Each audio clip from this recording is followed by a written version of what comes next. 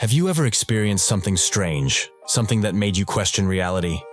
Welcome to Glitches in the Matrix, a podcast dedicated to sharing those bizarre, unexplainable moments that leave us wondering if there's something more going on beyond what meets the eye.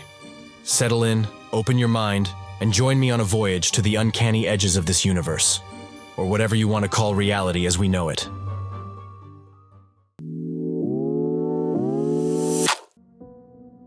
My 3-year-old insisted I was having a baby and described her perfectly. By Reddit user, Wrongdoer Leading 8029. A few years ago, when my daughter was 3, I decided to go back to school and become a nurse. My husband and I were in no way trying for a baby whatsoever. I was on birth control, and we were very careful. I walk into her preschool one day to find the director and her teachers telling me congratulations with big smiles on their faces. I used to work as a preschool teacher here, so a lot of these people were close friends of mine. I ask them what they're congratulating me for, and they tell me that my daughter announced to everyone that mommy has a little sister in her tummy. I laughed it off and told them all I was sorry to disappoint them, but that just wasn't true. My daughter and I went home and talked about it. I told her mommy didn't have a baby in her tummy, and she just kept pointing at my belly and saying, "Yes, you do," as if I were lying to her. A few days later, I wake up to someone touching my belly. My daughter has the bottom of my shirt pulled up with her head resting on my belly while she rubs it gently and says, "Baby sister, what are you doing hiding in there?" It was really sweet, and I just assumed she really wanted a little sister. She had never expressed any interest in having a sibling prior to this, and we never discussed it. We had the talk again, and she got upset with me and told me she has seen her before, and she is in there. She told me that her sister looks different than us and has blonde hair and blue eyes with little holes in her cheeks, aka dimples. My daughter, husband, and I all have very dark hair, chocolate brown eyes, and no dimples. I talk to her about wanting a sibling and tell her that when I finish school we will try to give her a little brother or sister. Again, she's frustrated and yelling, "I already have a sister." I was expecting my period to start within the next week like clockwork. It didn't. I took a pregnancy test and just stared at that faint positive result for what felt like forever. I was completely in shock. I was on birth control, so immediately called my OBGYN and they saw me the next day. It was estimated that I was 4 weeks and 6 days pregnant. I gave birth to a blonde-hair, blue-eyed little girl with the sweetest dimples. This experience has always blown my mind.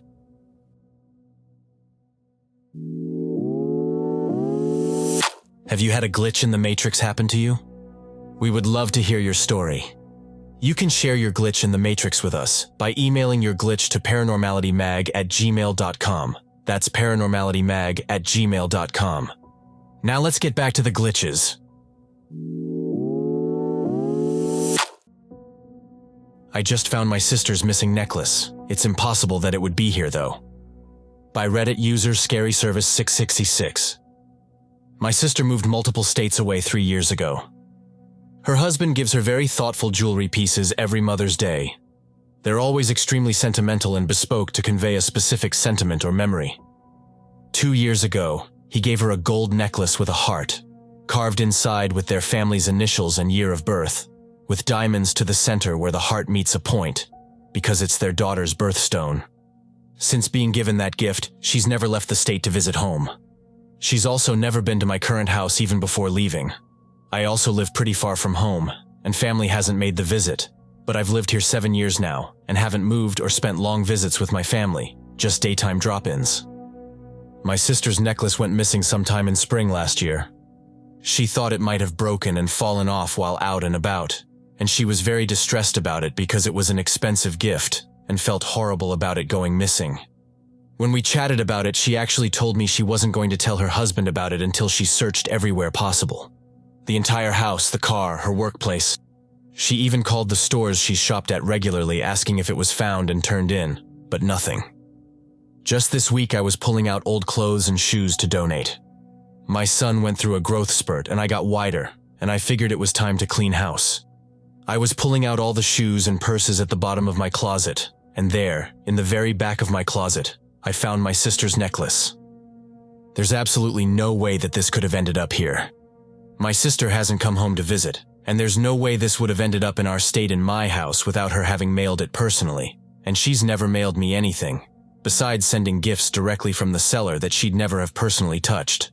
And it's not as though it's a similar-looking piece, or a mass-produced item. This was specifically carved with their birth years and initials, and their daughter's diamond birthstone. But it gets even more strange. I immediately FaceTime her when I find it. I was already trying to figure out how on earth it would have come to be in my closet. I haven't gone to her state yet. My son hasn't visited there. Our parents had, but they went before she had gotten the gift. When she picked up and I showed her what I had found, I was honestly bracing myself because I was sure she was going to be just as confused and have a million questions I couldn't answer. But when I showed her what I found, she set the phone down to put herself in full view and pulled out her necklace from under her blouse. She had her necklace! Not just that, but she had no recollection of losing it. No memory at all of talking to me about losing it, searching her house, or calling shops. In fact, she was sure she's always had it in her jewelry box and thought I was being weird about finding the same one because it was likely a really common necklace. When I pointed out that it had their same initials and birth years carved into it, she just shrugged and said it was a coincidence, but not all that strange. When I pressed it, she laughed and assumed I was pulling a prank of some kind, which is extremely out of my character. I am not one to pull pranks, and asked if I had it made as some kind of joke. I am at a total loss here. I feel like reality is all jumbled up and I'm the only one who noticed it's off. I was so confused, so I called our mom and told her what happened.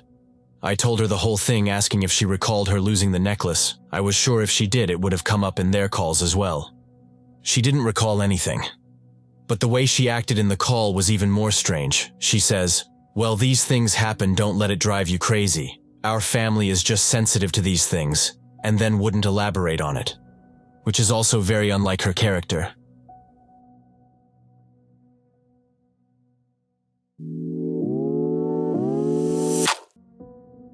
"29 years ago, I jumped to a parallel existence after a near-death experience."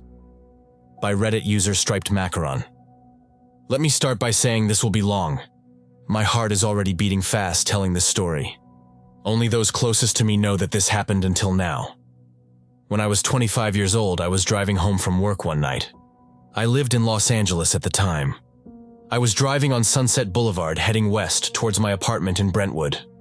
For those that are not familiar with the area, there is an expanse of Sunset near UCLA that is very curvy.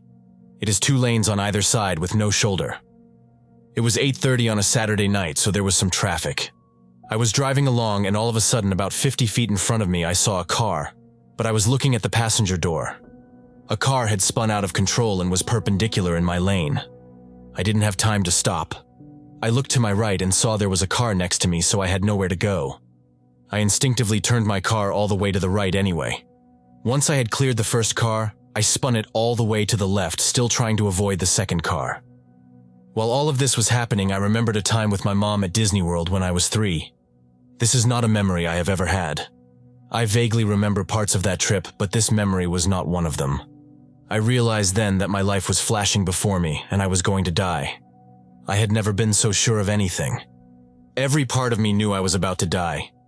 I started screaming. To this day, I don't know if I vocalized anything or it was all in my head. I yelled, No, this isn't fair. I'm not done yet," all the while swerving all over Sunset Boulevard.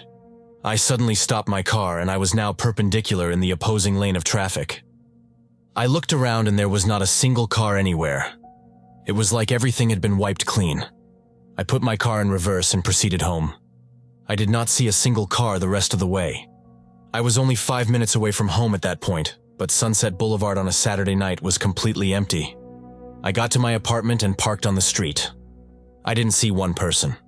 While walking to my apartment, I came to the conclusion that I had died, and because I said no, I was stuck in some limbo. I had never wanted my roommate to be home so badly. Unfortunately, she wasn't. I called one of my best friends and said, "I need to ask you some questions. Please just answer me and I will explain after." I asked her my name, my age, what city we lived in, and the date. Obviously, she was very alarmed. I explained that I thought I was dead and I wasn't sure I was really on the phone with her. She tried to convince me that I was alive and that everything was okay. There was no way mathematically to escape it. There was nowhere for the car on the right to go. This moment has haunted me my whole life. There have been times when I have questioned my existence. I've wondered if my life since has been a very detailed death trip and I'm actually lying on Sunset Boulevard bleeding out. After many years of meditation, spiritual practice, and belief in quantum physics, I wonder what life I jumped into. Thank you for joining me on this episode of Glitches in the Matrix presented by Paranormality magazine. Paranormality magazine is a collaborative endeavor driven by a deep passion for the mysterious, unexplained, and paranormal. We are captivated by the enigmatic realms and the individuals who shape this extraordinary community. Our mission is to delve into all things 14, embracing topics ranging from apparitions to extraterrestrial encounters and exploring the diverse array of cryptid creatures in between. With a global team dedicated to the pursuit of knowledge, we gather captivating stories, conduct insightful interviews, and provide up-to-date coverage on groundbreaking paranormal projects that are propelling our community forward. Curious to be a part of this extraordinary journey? Visit our website, paranormalitymag.com. That's paranormalitymag.com. Until next time, keep your eyes and minds open. Pay attention to the little things that don't quite make sense, or the coincidences that seem too synchronistic to dismiss outright. Reality might just be stranger than you think.